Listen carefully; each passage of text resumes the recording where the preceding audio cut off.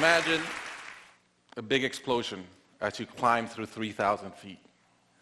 Imagine a plane full of smoke. Imagine an engine going clack, clack, clack, clack, clack, clack, clack. Sounds scary. Well, I had a unique seat that day. I was sitting in 1D. I was the only one who could talk to the flight attendants. So I looked at them right away, and they said, no problem. We probably hit some birds. The pilot had already turned the plane around, and we weren't that far. You could see Manhattan. 2 minutes later, 3 things happen at the same time. The pilot lines up the plane with the Hudson River.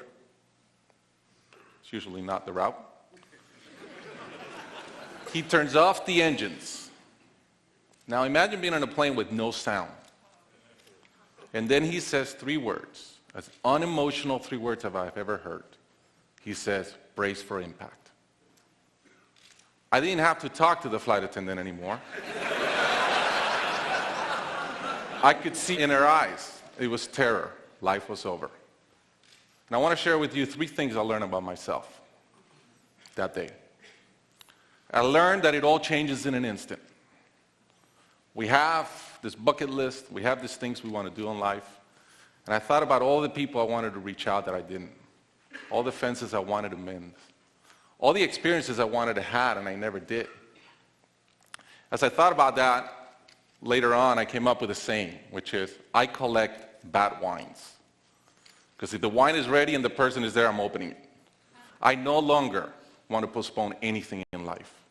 And that urgency, that purpose has really changed my life.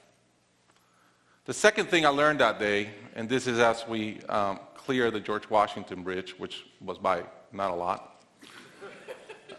I thought about, wow, I really feel one real regret. I've lived a good life. In my own humanity and mistakes, I've tried to get better at everything I've tried. But in my humanity, I also allow my ego to get in.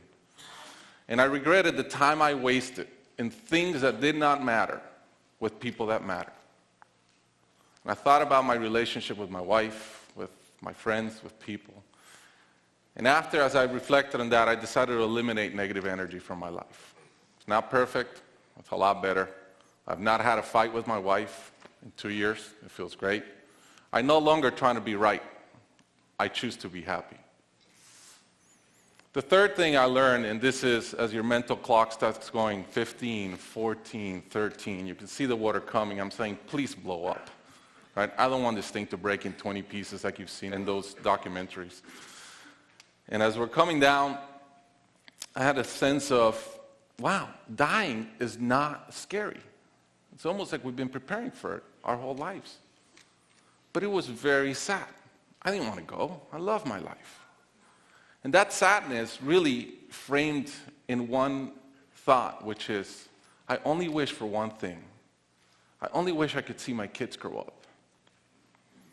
About a month later, I was in a performance by my daughter, first grader, not much artistic talent, yet. And I'm bawling, I'm crying like a little kid. And it made all the sense in the world to me.